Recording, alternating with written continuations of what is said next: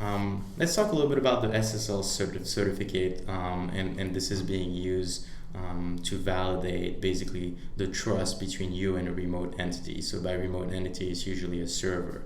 The remote server has the certificate installed, and you present it to your browser or the mobile application.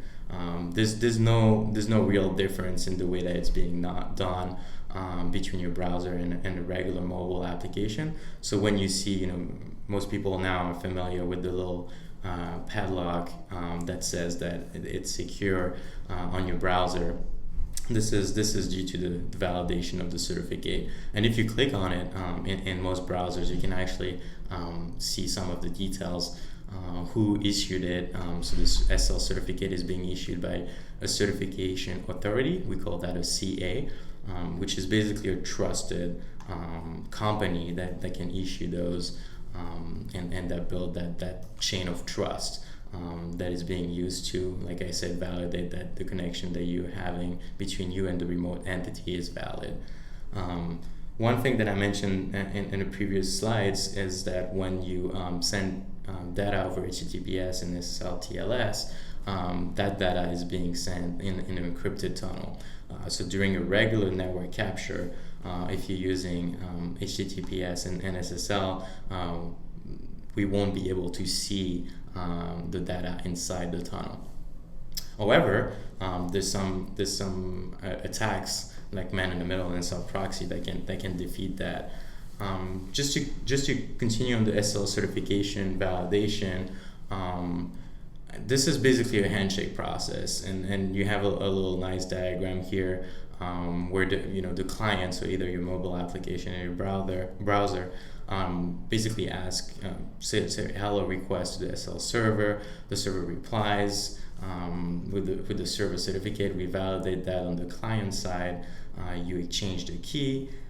And then there's what we call the change of the cipher spec. So this is basically the server telling you this is what I can accept in terms of ciphers, so in terms of encryptions and protocols, and the client and the server come back and forth to get the best one that would work for both. And then once this is done, the tunnel is created. Like I said, this certificate is signed by a trusted certificate authority. And I say trusted in theory because you'll see that in SSL proxy, for example, we fake being a trusted certificate authority. So you'll see that this is really in theory. And if the signature doesn't match, the signature of the SSL client, of the SSL certificate, doesn't match with what's being sent by the SSL server, or if it's not trusted by a certificate authority, then the certificate is invalid. And we'll see that this certificate being invalid is actually the basis of the man-in-the-middle attack. So man-in-the-middle attack, like its name is describing, is basically putting yourself, or in this case viaLab, in the middle of the traffic between your application and the end server. So we'll see if your application, if you remember this little diagram where the server sends the server back to the client during the handshake process, and the man-in-the-middle process, viaLab is going to be the one sending the certificate. And this certificate is non-trusted and self-signed, which means that it was not signed by a trusted certificate authority. So it is invalid, and we do that on purpose so that we can see if your application is actually validating the certificate that it's receiving, and not blindly accepting any certificate. So if your application is validating the certificate, then the man-in-the-middle attack will fail. The application will see that the certificate is invalid and should not proceed with the creation of the tunnel and sending of the data. This usually happens when your application shows a little pop-up saying error, network error, or sometimes they're a little bit more verbose than that and tell you that the end server is not trusted.